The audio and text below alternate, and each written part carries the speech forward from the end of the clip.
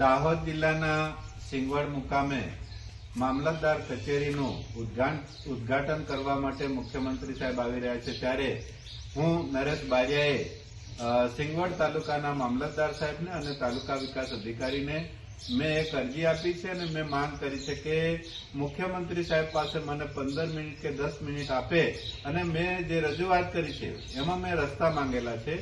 એ રસ્તા છે એક તો મંડ્યા ઘાટીથી તારમી સુધી જતો રસ્તો છે, એક તળાવથી સંગાડા ફળિયા તરફ જે સુરપુર જાય છે એ રસ્તાની માંગ કરી છે, એક નાની મંડેરનો રસ્તો છે અને એક આરસીસી રસ્તો છે. એમ કરીને કુલ 5 રસ્તાની મેં માંગણી કરી છે. સાથે સાથે જી રામજી યોજના એક ચાલે છે જે સરકાર દ્વારા અત્યારે જ લોન્ચ કરવામાં આવી છે.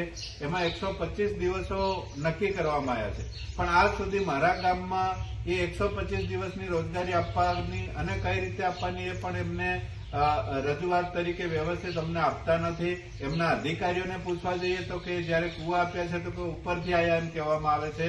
તો ગામના લોકોને રોજગારી આપવાની છે કે નથી આપવાની એ ચોખવટ કરે. એ સવાલો માટે મેં માંગણી કરી હતી સમય સરકાર દ્વારા મુખ્યમંત્રી સાહેબ અમને આપે, પણ એની જગ્યાએ આજે અહીંયા મારા નિવાસ સ્થાને મારા ઘરે અત્યારે સિંગવડની પોલીસ છે, એમાં જમાદાર સાહેબ છે અને પોલીસ છે. તેઓને મને નજરકેદ કરવા માટે, મને ત્યાં જવા નહીં દેવા માટે અહીંયા પોલીસ મૂકી દીધી છે, મને નજરકેદ કરવામાં આવ્યો છે.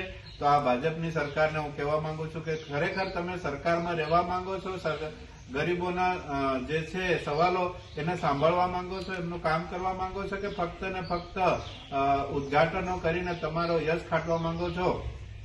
એ તમને હું સવાલ કરી રહ્યો છે. માટે મારી ભાજપને વિનંતી છે કે ખરેખર આવા તાઇફા બંધ કરે અને લોકોનું કામ કરે. આપનો હોદ્દો સાહેબ? મારું નામ છે નરેશ બારિયા. હું મંડેર ગામનો સરપંચ છું અને આમ આદમી પાર્ટી સંગઠન મંત્રી પણ છું. જો તમને મામલેદાર સાહેબ અને ટીડીઓ સાહેબને આવેદન આપવાથી તમને કઈ રીતનું આશ્વાસન આપવામાં આવ્યું સાહેબ? મને કોઈ પણ પ્રકારની પ્રતિક્રિયા આપી નથી. મેં કાલે પણ સાહેબોને કોન્ટેક્ટ કરીને ફોનથી કીધું કે મને સમય મળ્યો કે નહીં મળ્યો, પણ કોઈ પણ પ્રકારની પ્રતિક્રિયા આપવામાં આવી નથી.